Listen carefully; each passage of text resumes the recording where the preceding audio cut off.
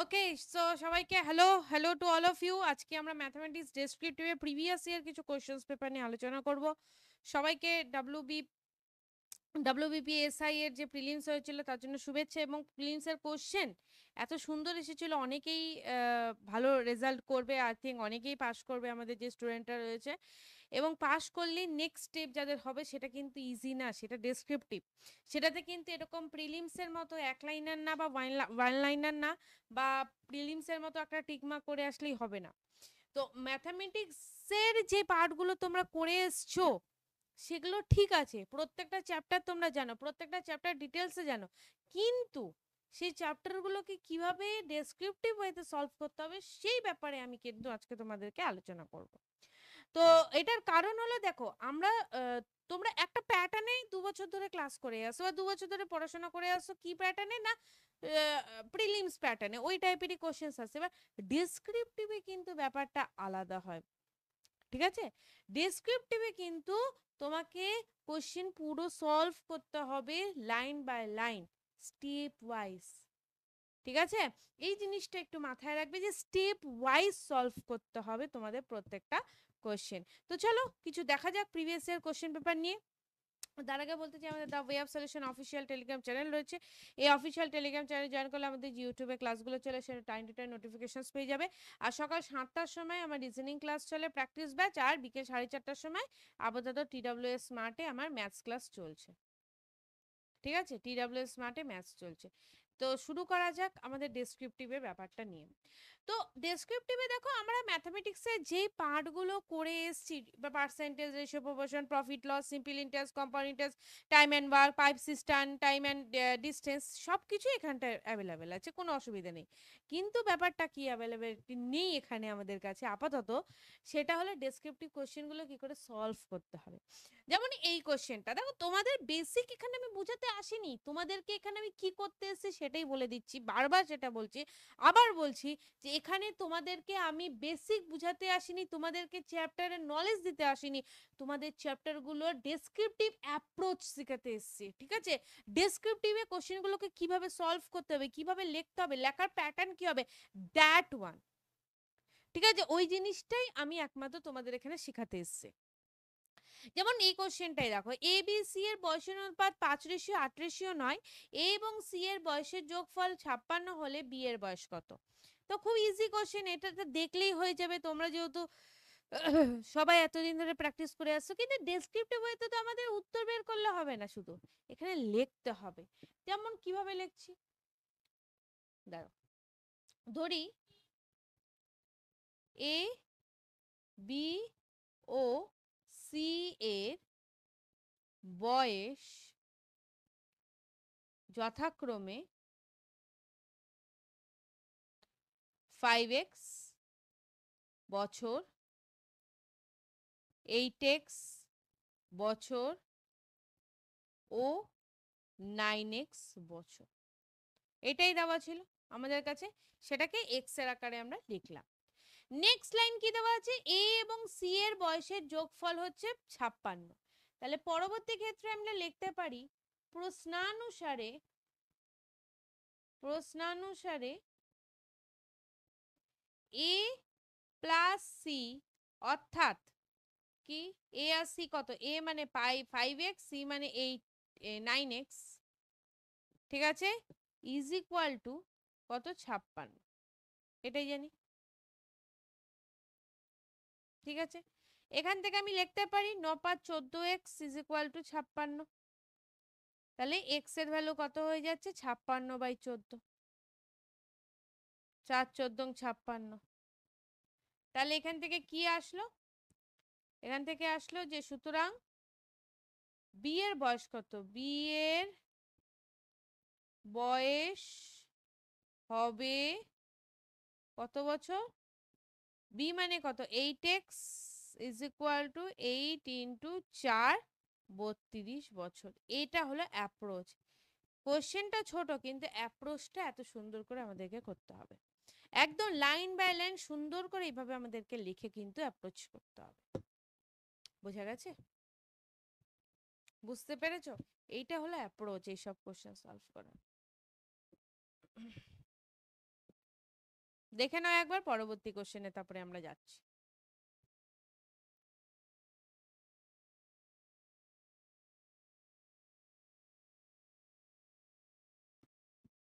Next question number 2, দেখো তো solve করতে পারো নাকি।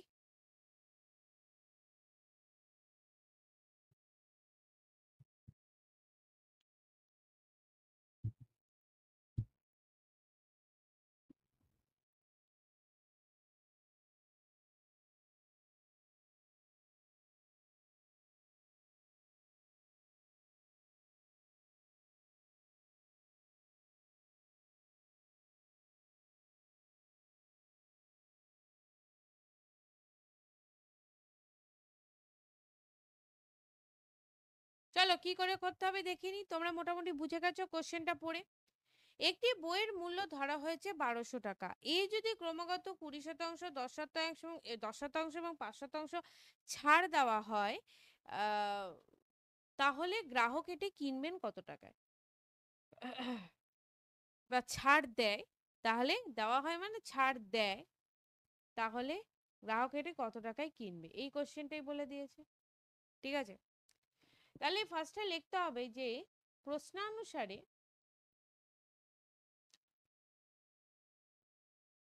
বইটির মূল্য কত টাকা? 1200 টাকা। এমন ভাবে আমাদের এখানে সলভ করতে হবে যেন কোশ্চেন পড়তে না হয় টিচারকে, আর তাই না, এত সুন্দর করে আমরা সলভ করব। তারপরে এ যদি 20% ছাড় দেয় প্রথম ক্ষেত্রে,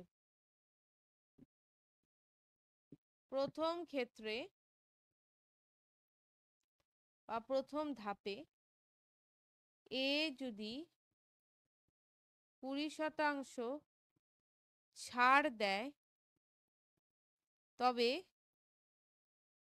বইটির মূল্য হবে কত টাকা? 1200 টাকার ওপর 20% ছাড়, মানে 100 মাইনাস 20/100, এত টাকা আসবে। তাহলে 1200 ইন্টু 80/100, কাটাকাটি যদি করি 8 বারং 96, 960 টাকা। ঠিক আছে, দ্বিতীয় ক্ষেত্রে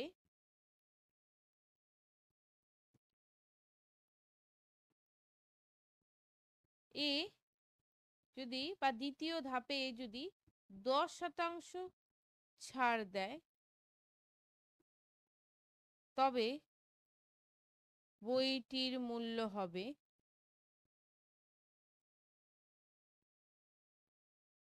কত টাকা? দেখো 960 টাকার উপরে আবার 10% ছাড়, 100 মাইনাস 10/100, 960 ইন্টু 90/100। এমনি এমনি তো 4 ঘন্টার পরীক্ষা না, লেখালেখি না করলে হবে। 6 নং 54, 4 হাতে 5, 9 নং 81 আর 5-এ 85, 854 টাকা এসছে। এবার তৃতীয় ক্ষেত্রে কি হচ্ছে দেখো, তৃতীয় ক্ষেত্রে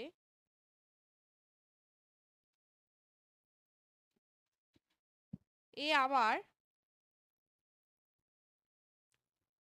5% ছাড় দিলে বইটির মূল্য হবে কত টাকা? 854 ইন্টু 100 মাইনাস 5/100 টাকা। তাহলে কত হলো? 854 ইন্টু 95/100। ঠিক আছে, তাহলে 894, আর এখানটায় 54 আর এখানে 95, তাহলে কি দিয়ে কাটবো আগে? 5 দিয়ে কাটছি, 5 20, 5 একে 5, 5 নং 45, আর কাটছি না। আর কাটবো? আচ্ছা, 2 দিয়ে কাটছি 10, 2 দিয়ে কাটছি 4 দুগুনি 8, 2 দুগুনি 4, 7 দুগুনি 14, আর কাটছি না, 10 আছে, ঠিক আছে। তাহলে 7 19, 7 নং 63, 3 হাতে 6, বা সাইডেও একটা জায়গায় করে রাখতে পারো। 427কে 19 দিয়ে গুণ। 7 নং 63 3 হাতে 6 9 দুগুণে 18 আর 6 8 6 24 4 হাতে 2 4 নং 36 37 38 আর 7 2 4 তাহলে 3 1 1 আর 4 3 7 একে 8 তাহলে 8 1 1 3 বাই 10 তাহলে এর কত হবে 8 1 1.3 টাকা। দেখে নাও 8 1 1.3 টাকা কি এসছে তোমাদের?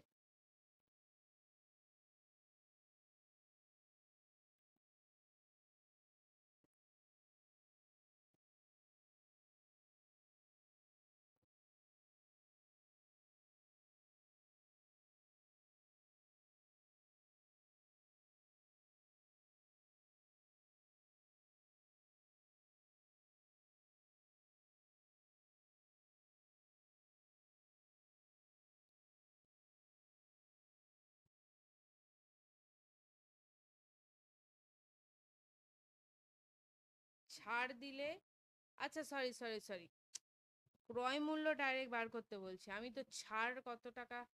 হ্যাঁ ঠিকই আছে।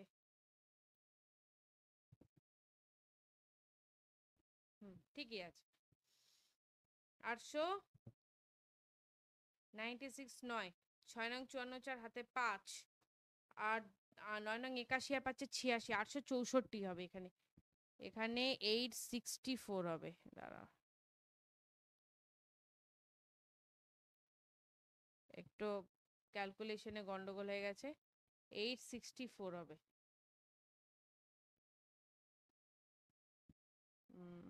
864 তাহলে 864 এখানে বসিয়ে দিলাম। হুম সেটা ঠিক আছে। কাটাকাটি করলে 2 দিয়ে 4 দুগুনি 8 3 দুগুনি 6 2 দুগুনি 4 432 432 এর সাথে 19 গুণ করলে 8 2 0 8 আসবে, কারণ একই জিনিসই আসছে দেখো। 19 দুগুনি 38 এর 8 হাতে 3, ঠিক আছে 3 19 57 57 আর 3 60 শূন্য হাতে নয় আর 76 আর 6 যোগ করলে 82 একদম ডাইরেক্ট চলে আসছে 820 টাকা 80 পয়সা। ঠিক আছে 820.80 টাকা। ভালো মতো দেখে নাও কিভাবে আমি পুরো সলভ করলাম জিনিসটা। এইভাবে কমপ্লিট সলভ করতে হবে তোমাদেরকে।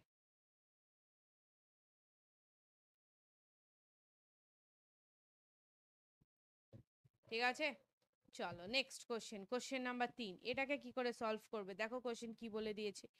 এ একটি কাজ 8 দিনে করতে পারে, চাবি একা 12 দিনে করতে পারে, কত দিনে দুজন একসাথে কাজ করতে পারবে। মানে একদম পাতি কোশ্চেন, কিন্তু কোশ্চেনটা লেখার পরে বুঝতে পারবে আচ্ছা এই জিনিসটা এরম ভাবে হচ্ছে। দেখো অ্যাকচুয়ালি আমরা লিখে লিখেই তো ছোট থেকে করেছি, 10 অবধি লেখে লেখেই করেছি, 11 12 এর সিলেবাস আলাদা, ওটা ছেড়ে দাও। কিন্তু এই লেখাটাকে আমাদেরকে ডিসকন্টিনিউ করে দেওয়া হয়েছে প্রিলিমস এক্সামের জন্য এবং বিভিন্ন টাইপের যে কম্পিটিটিভ এক্সামের জন্য এই লেখাটাকে অমিট করে দেওয়া হয়েছে। কিন্তু এখানে ডেসক্রিপটিভে লেখাটাকে আবার এরা ইন্ট্রোডিউস করছে, ওই কারণেই তোমাদেরকে একটু বেশি পড়াশোনা করতে হবে, এটাই শুধু ব্যাপার।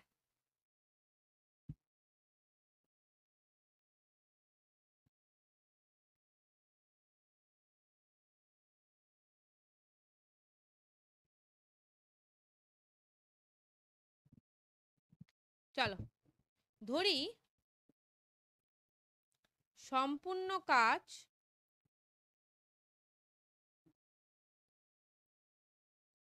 সমান সমান 1 অংশ।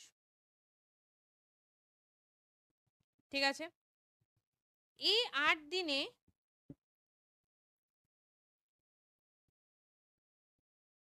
1 অংশ কাজ করে।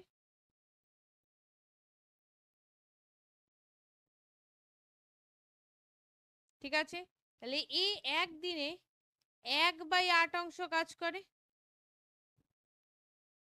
ঠিক আছে হয়ে গেল। আবার বি 12 দিনে 1 অংশ কাজ করে।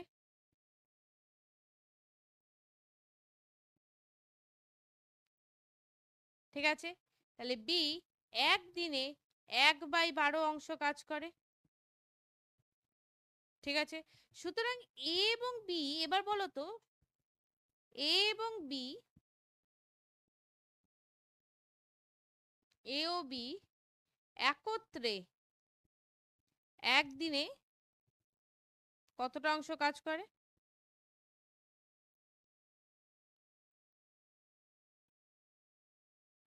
কত অংশ বলো? এ 1/8 অংশ, বি 1/12। তাহলে এদের লসাগু হয়ে যাচ্ছে 24। 3 প্লাস 2 5/24 অংশ।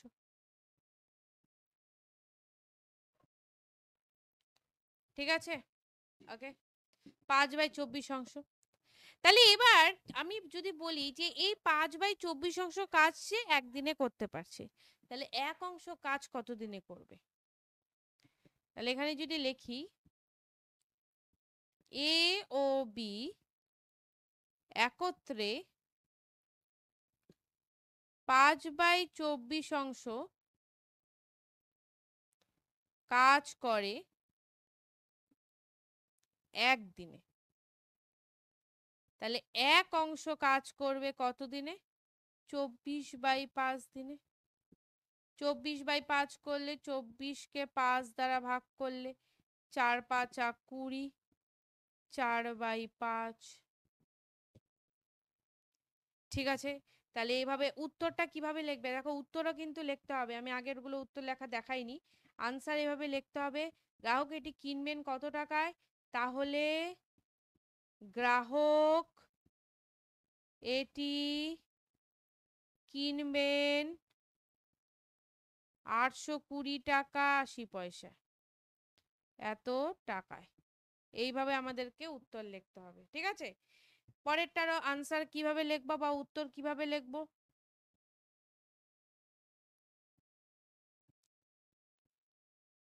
কত দিনে দুজন একসাথে কাজ করতে পারে? 4/4 দিনে দুজন একত্রে বা একসাথে কাজ করতে পারবে। ঠিক আছে, তাহলে এত সুন্দর করে আমাদের অ্যাপ্রোচটা নিয়ে রাখতে হবে। ভাবো একটা এক যেটা আমরা প্রিলিমসের ক্ষেত্রে কয়েক সেকেন্ডে করে দিতে পারি, সেই কোশ্চেনটা আমাদের এইভাবে অ্যাপ্রোচ করতে হবে, এবং এটাই অথেন্টিক অ্যাপ্রোচ অ্যাকচুয়ালি। এইভাবেই আমরা শিখেছি, কিন্তু এখন অনেক শর্টকাট নিয়ম আছে, সেই হিসেবে আমরা তাড়াতাড়ি উত্তর বার করতে পারি। আচ্ছা, আপাতত এই ব্যাচগুলো আমাদের চলছে, জয়েন করতে পারো। তাছাড়া আমাদের আমাদের যে ব্যাচ রয়েছে ডাব্লিউবিপি এসআই ডেসক্রিপটিভে, সেটা অলরেডি চলে এসছে, তোমরা দেখে নিয়েছো, এবং খুবই কম টাকায় তোমরা ব্যাচটা পেয়ে যাবে। 1199, মোটামুটি এরকম 1199 টাকা এটার দাম। তবে তোমরা এখানটায় যদি কুপন কোড বসিয়ে দাও, তাহলে 1000 টাকায় তোমরা এই ব্যাচটা পেয়ে যাচ্ছ। বাট এটা কাদের জন্য অ্যাভেলেবেল? যারা আমাদের প্রিভিয়াস স্টুডেন্ট রয়েছে। ঠিক আছে, আগের স্টুডেন্ট, যে কোনো ব্যাচের স্টুডেন্ট থাকো না কেন, তোমাদের জন্য এই 199 টাকা ডিসকাউন্ট দেওয়া হবে। তার মানে মাত্র 1000 টাকায় তুমি এত বড় ডেসক্রিপটিভের একটা ব্যাচ পেয়ে যাচ্ছ। তো যারা নেওয়া তাতেই নিয়ে নিতে পারে। আমাদের টিডব্লিউএস একাডেমি অ্যাপ রয়েছে গুগল প্লে স্টোরে, সেই অ্যাপটা ডাউনলোড করে পেইড কোর্সে গেলেই তোমার কাছে ডেসক্রিপটিভ ব্যাচের পুরো একদম চলে আসবে, কি বলবো ওটাকে, ছবি চলে আসবে। ঠিক আছে, ওখানে লেখাই থাকবে ডেসক্রিপটিভ, তো সেখান থেকে তোমরা ব্যাচটা নিয়ে নিতে পারো। আচ্ছা, বার্ষিক 10% হারে 3 বছরের জন্য 2000 টাকা চক্রবৃদ্ধি সুদ কত, সেটা নির্ণয় করতে বলে দিয়েছে।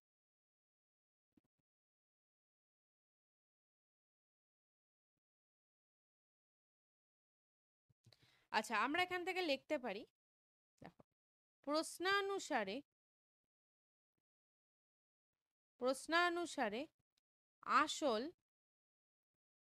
ব্যাকেটে পি কত টাকা? 2000 টাকা। ঠিক আছে, বার্ষিক সুদের হার,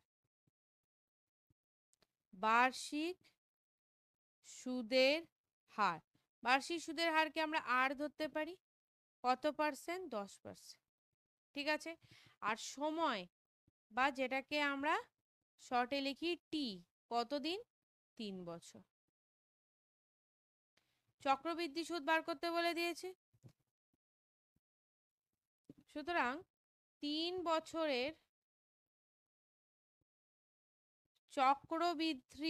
চক্রবৃদ্ধি সুদ কত টাকা হয়ে যাচ্ছে? সুদ আসল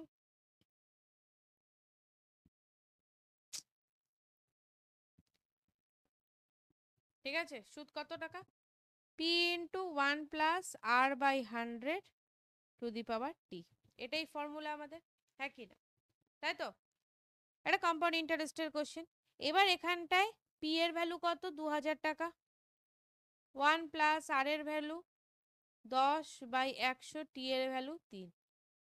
সব কাটাকাটি করে দাও, কত চলে আসলো? 2000 into 10, 10 + 1 cube, 2000 into 11/10 whole cube, 2000 into 11 cube 1331 হয়ে যায়, 10 কিউব 1000 হয়, 1000 আর 2000 ক্যান্সেল করলে 2, তাহলে 2662। ঠিক আছে, এত টাকা। ঠিক আছে, তা এটা যে বেরোলো চক্রবৃদ্ধি সুদ আসল, কিন্তু আমি একটু এখানে ভালো মতো লিখে দিই, চক্রবৃদ্ধি সুদ আসল।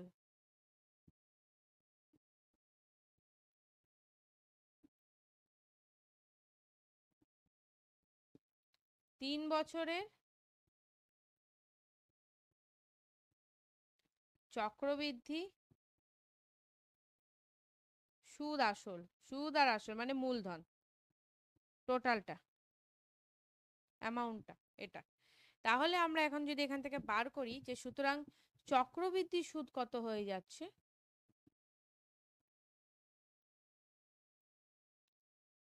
চক্রবৃদ্ধি সুদ কত হয়ে যাবে? টোটাল অ্যামাউন্ট এখানটায় আসছে 2662, তার থেকে 2000 টাকা মাইনাস করে দিলাম, এত টাকা, তাহলে 662 টাকা হয়ে যাচ্ছে। তাহলে আনসার কিভাবে লিখব? আনসার লিখব চক্রবৃদ্ধি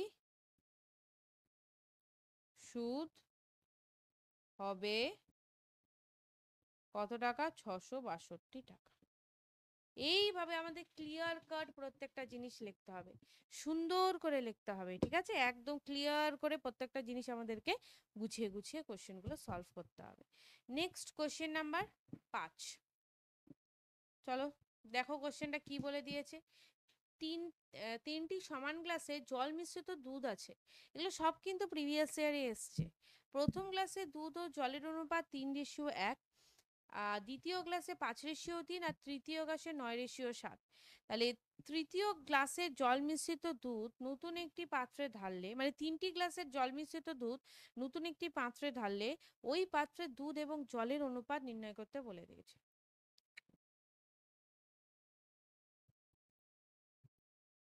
ঠিক আছে, এটা কোশ্চেন, তাহলে চলো সলভ করি। প্রথম গ্লাসে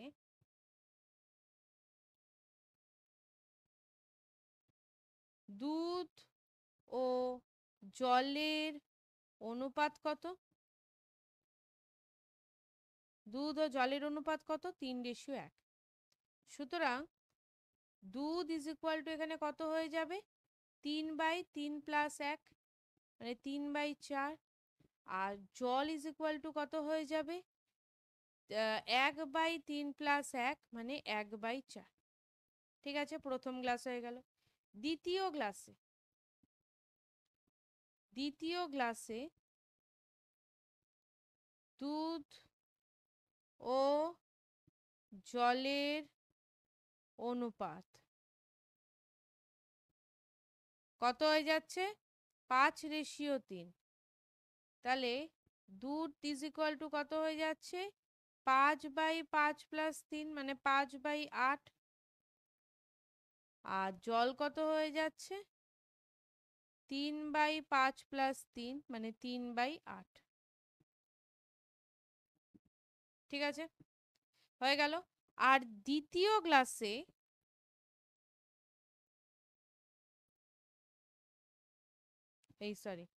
তৃতীয় গ্লাসে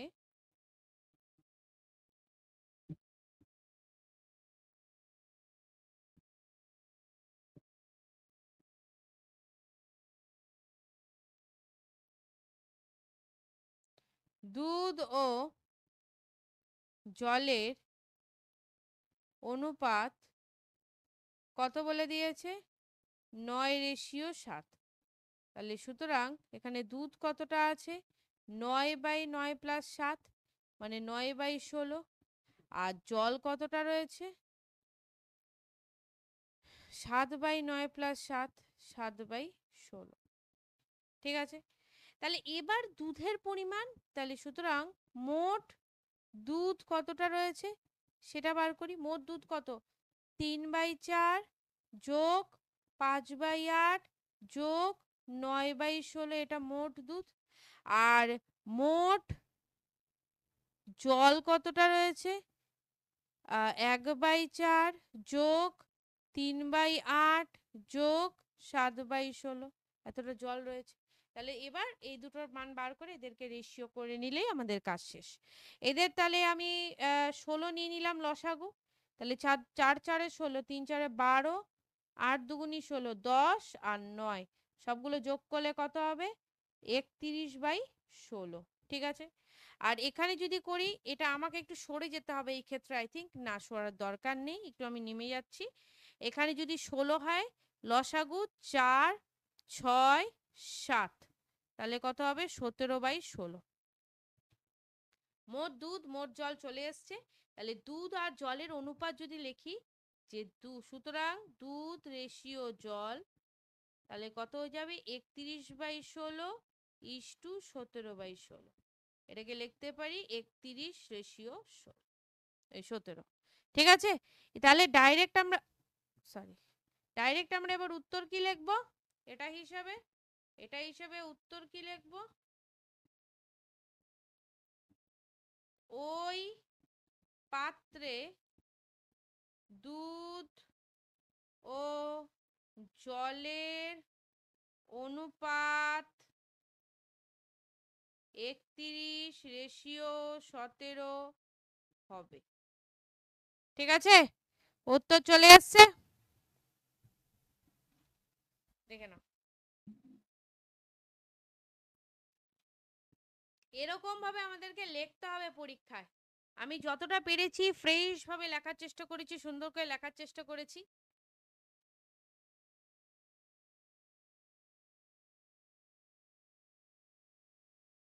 দেখো, next question number 6। Question number 6টা সলভ করব এবং এটাই আমাদের আজকে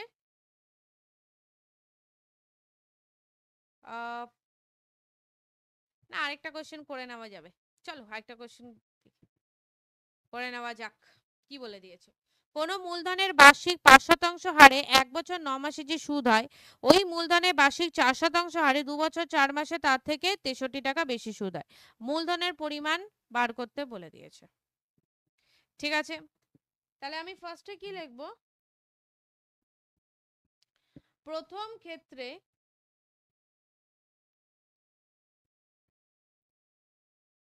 ক্ষেত্রে বা ফার্স্টেই আমি এটা করব, এক কাজ করছি, ধরি আসল ইজ ইকুয়াল টু, ধরি আসল ব্র্যাকেটে P is equal to x টাকা। ঠিক আছে, আচ্ছা, প্রথম ক্ষেত্রে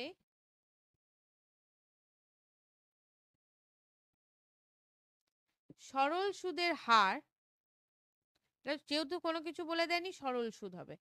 ঠিক আছে, সরল সুদের হার বা সুদের হারও বলতে পারো, সুদের হার আর ইজ ইকুয়াল টু 5%, সময় টি ইজ ইকুয়াল টু কত? 1 বছর 9 মাস। 1 বছর 9 মাসকে আমি বছর হিসেবে লিখব কিভাবে? 1 পূর্ণ 9/12, 3 তিরিক্ষে 9, 3 4 12, 4 1 4, 4 3 7, 7/4। ঠিক আছে, এত বছর বেরিয়ে গেল। তাহলে সুতরাং এখানে আমি যদি সরল সুদ ধরে নিই, সরল সুদ ব্র্যাকেটে এসআই, আমরা কি জানি? পি আর টি বাই 100, এই ফর্মুলাটাই জানি। পি এর মান এক্স, আর এর মান 5, টি এর মান 7/100, 4 ইন্টু 100 এরম হলো। ঠিক আছে, 5 দিয়ে 20, তাহলে 7x/80, সরল সুদ হচ্ছে এত টাকা। দ্বিতীয় ক্ষেত্রে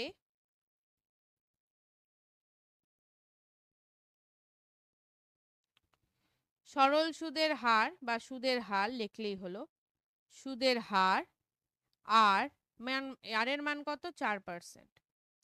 সময় কত দ্বিতীয় ক্ষেত্রে, সময় টি, সময়টা অনেকটা বলে দিয়েছে, 2 বছর 9 মাস।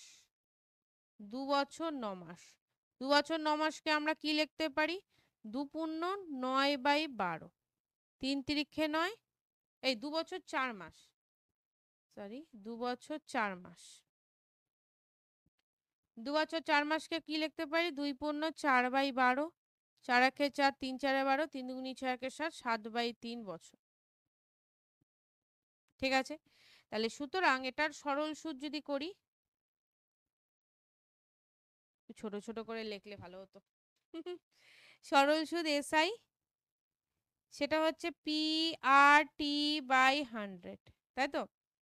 তাহলে এখান থেকে আসবে পি এর মান x, আর এর মান 4, টি এর মান 7/3 ইন্টু 100, 4 দিয়ে এখানে 25, বা এটাকে যদি না কাটাকাটি করি আমার মনে হয় বেশি বেস্ট হবে।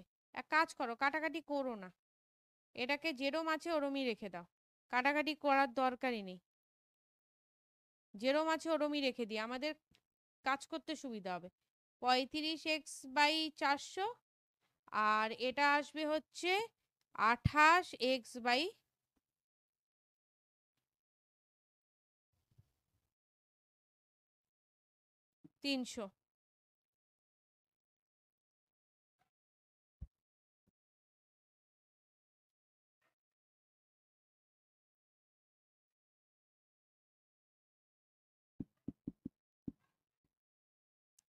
ঠিক আছে,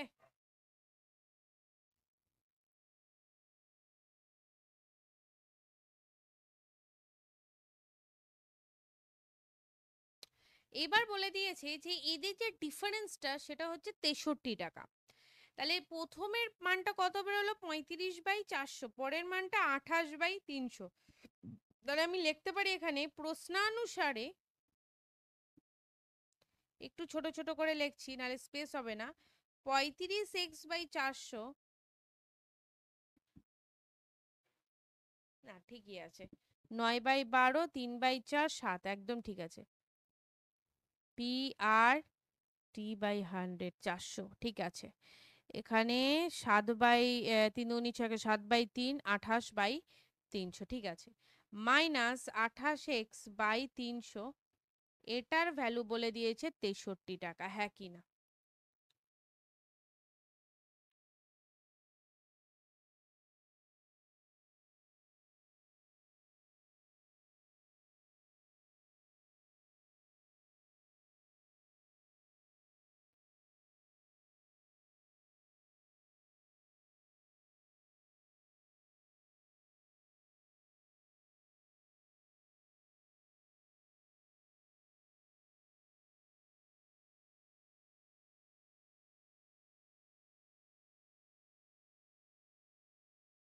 আচ্ছা, বুঝতে পেরেছি বুঝতে পেরেছি, ঠিক আছে, এটা একটু গন্ডগোল হয়ে যেতে পারে। অ্যাকচুয়ালি এটা পার্সেন্টেজটা অন্য দেওয়ার ছিল কোয়েশ্চেনে। প্রথম বছর 1 বছর 9 মাসে 5% সুদের হারে আসছে, আর পরের বার 4.5% হারে, 4.5% হারে আসছে। এটা একটু ঠিক করে নাও হ্যাঁ বাবু, না হলে না কোশ্চেনটার উত্তর ঠিক আসবে না। আমি একটু ঠিক করে দিচ্ছি, আমার ওর জন্য একটু খটোমটো লাগছিল, তারপরে আমি ঠিকঠাক দেখলাম যে কোনটা খটোমটো লাগছে, এইটা 4.5% এখানে হয়ে যাবে সুদের হার। এটা শুধু 4% হবে না, এখানে 4.5% হয়ে যাবে সুদের হার। কোশ্চেনটা একটু গন্ডগোল ছিল, একটু ঠিক করে নাও, সরি হ্যাঁ। 4.5% সুদের হার হয়ে যাবে, 4 পূর্ণ 1/2, মানে 4 দুগুনি 8, একে 9/2%।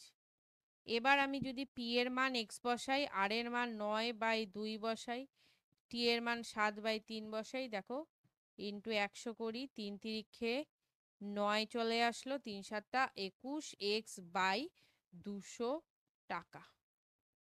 ঠিক আছে, তাহলে এখান থেকে আমি লিখতে পারি -21 x/200।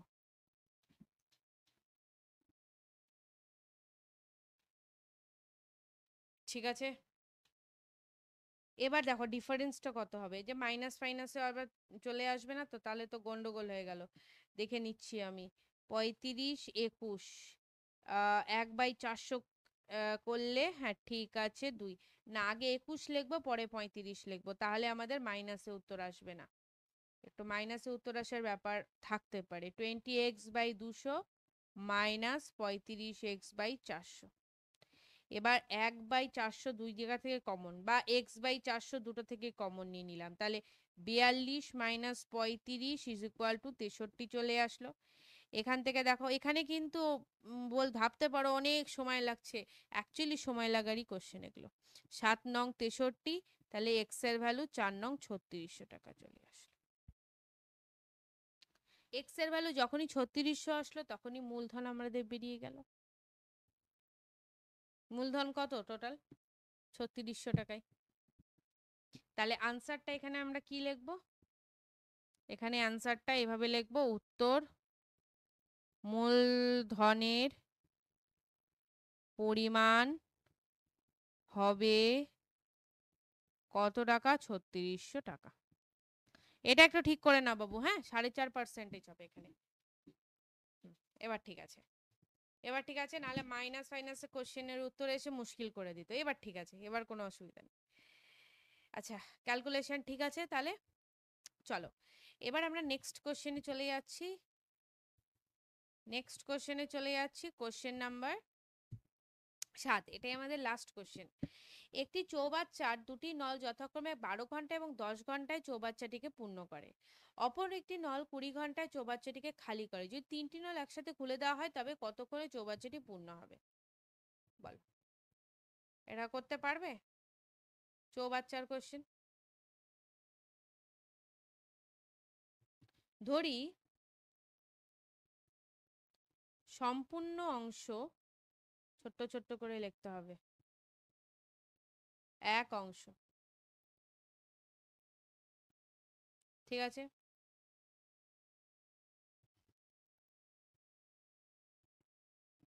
এবং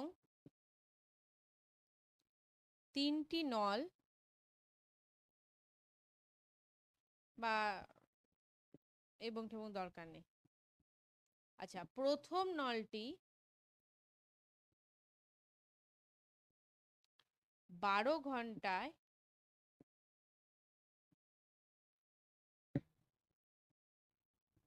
পূর্ণ করে এক অংশ,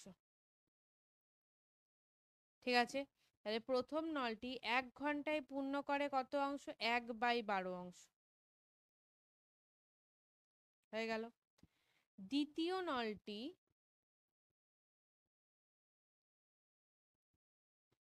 10 ঘন্টায় পূর্ণ করে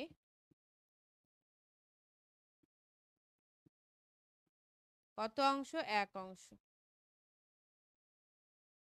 তাহলে দ্বিতীয় নলটি 1 ঘন্টায় পূর্ণ করে 1/10 অংশ। আর তৃতীয় নলটি 20 ঘন্টায় খালি করে 1 অংশ, মানে সম্পূর্ণ অংশই। তাহলে তৃতীয় নলটি 1 ঘন্টায় খালি করবে 1/20 অংশ, ঠিক আছে। তাহলে লিখতে হবে যে, সুতরাং তিনটি নল একসাথে খুললে 1 ঘন্টায় পূর্ণ হবে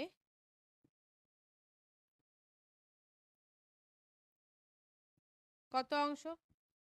1/12 যোগ 1/10 কিন্তু মাইনাস 1/20 যেহেতু তৃতীয় নলটা খালি করছে তাই মাইনাস।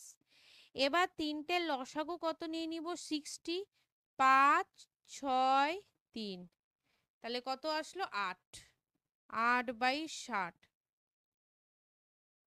4 15 60, 4 দুগুনি 8, 2/15 অংশ। ঠিক আছে, 2/15 অংশ পূর্ণ হচ্ছে। তাহলে 2/15 অংশ পূর্ণ হচ্ছে 1 ঘন্টা। এখানে লিখতে পারি এইভাবে যে 2/15 অংশ পূর্ণ হবে 1 ঘন্টায়। ঠিক আছে, 1 অংশ পূর্ণ হবে 15/2 ঘন্টায়। 15/2 কে এভাবে লিখতে পারি 7 দুগুনি 14, 7 পূর্ণ 1/2 ঘন্টা। তাহলে আমি এখানটায় লিখে দিতে পারি যে আনসার বা উত্তর কতক্ষণে চৌবাচ্চাটি পূর্ণ হবে? 3টি নল একসাথে খুলে রাখা হলে